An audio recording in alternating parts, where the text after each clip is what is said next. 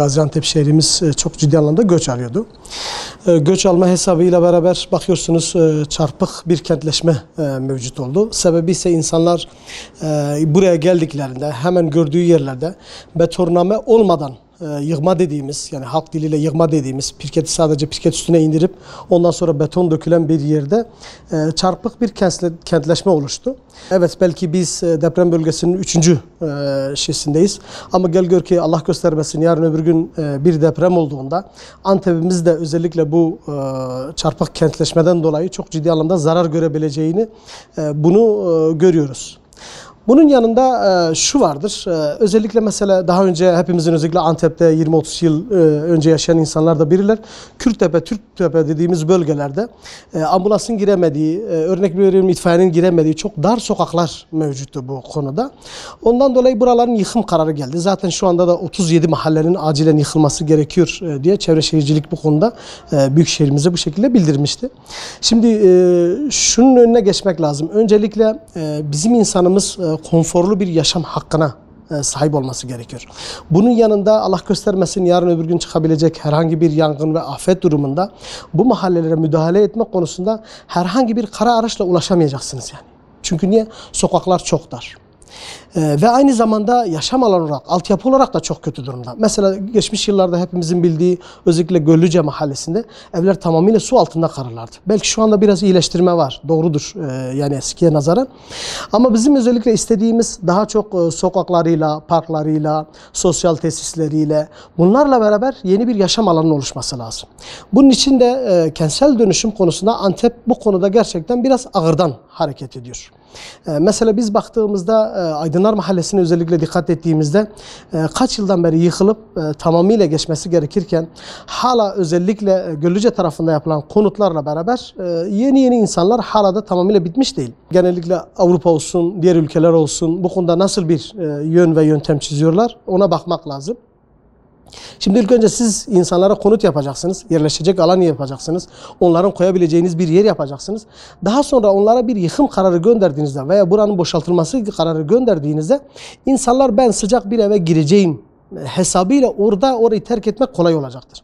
Ama siz hiçbir adres göstermeden, hiçbir ev göstermeden siz ben burayı yıkacağım dediğiniz anda insanlar tereddüt ediyor. Ben nereden barınacağım? Çocuklarım nerede barınacak? Nasıl bir barınma şekliyle karşı karşıya kalacak? Abi barınabilecek miyim bir yerde diye.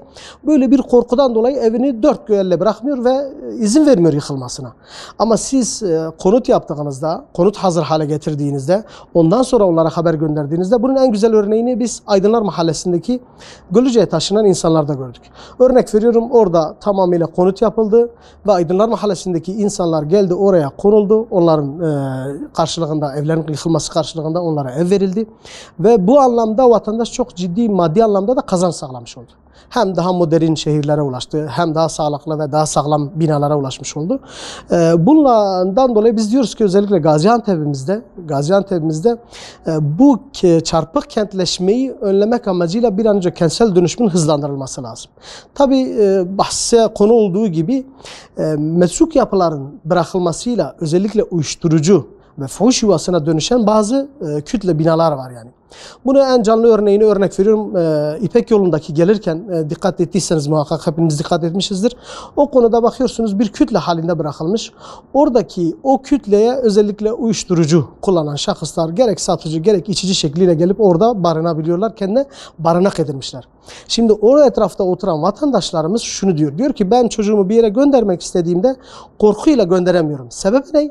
Sebebi ise ben orada çocuğum geçtiğinde işte uyuşturucu kullanan herhangi birisi çocuğuma zarar verebilir. Ondan dolayı bu bölgeden dolayı çocuğumu gönderin. Aynı şekliyle dikkat ettiyseniz eğer o bölgelerde daha çok suç oranları da yükseliyor. Sebebi ne? Yani bu tarz uyuşturucu kullanan insanlar hırsızlığa başvuruyor ister istemez. Çalışmıyor yani. Çalışmadığından, para kazanmadığından dolayı veya uyuşturucuna herhangi bir maddi getiriyi alabilmek için hırsızlığa başvuruyor, gaspa başvuruyor. Bu da ayrıca bir tehlike saçıyor. Bundan dolayı sosyolojik olarak da gerçekten bunun bir an önce halledilmesi lazım. Kentsel dönüşümün olması lazım. Şimdi bizler kentsel dönüşüm özellikle özellikle olan yerlerde dikkat ettiyseniz biraz önce bahsettiğimiz gibi uyuşturucu alanı olma hesabıyla bir o var. Bir de bunun yanında çok ciddi anlamda bir kirlilik var. Yani toz, toprak içinde kalan mahallenin sakinlerinin tamamının etkilendiği toz toprak içinde kalan bir bölüm de var. Ve çocuklarını bu konuda rahat bir şekilde kendileri bırakın çocuklarını kendileri bile işlerde malum biliyorsunuz burası bir sanayi şehridir. Gece yarısı adam kalkıyor gidiyor işte Başpınar'da çalışıyor. Kendisi oradan geçerken bile kendisi bile korkuyor yani büyük olmasına rağmen çocuklarını hiç dışarı bırakamıyorlar.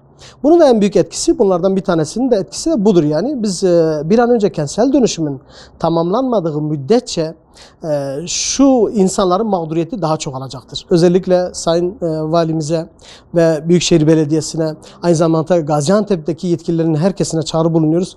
Diyoruz ki bu kentsel dönüşümü hayat konforunu, Gaziantep'linin hayat konforunu daha da yükseltecektir. Ondan dolayı bir an önce bitirilmesi lazım, bir an önce olması lazım. Dediğimiz gibi konutlar hazır olduğu müddetçe İnsanlar rahatlıkla geçebilecektir. Ama konut hazır olmadığı müddetçe insanlar tereddüt edecektir. Ve inşaat sektörü malum biliyorsunuz Antep'te konut çok pahalı bir şekilde, çok pahalı bir şehirdir. Çünkü insanlar 2 katlı, 3 katlı bir evde baba, oğul ve diğer çocuğuyla beraber oturabiliyor.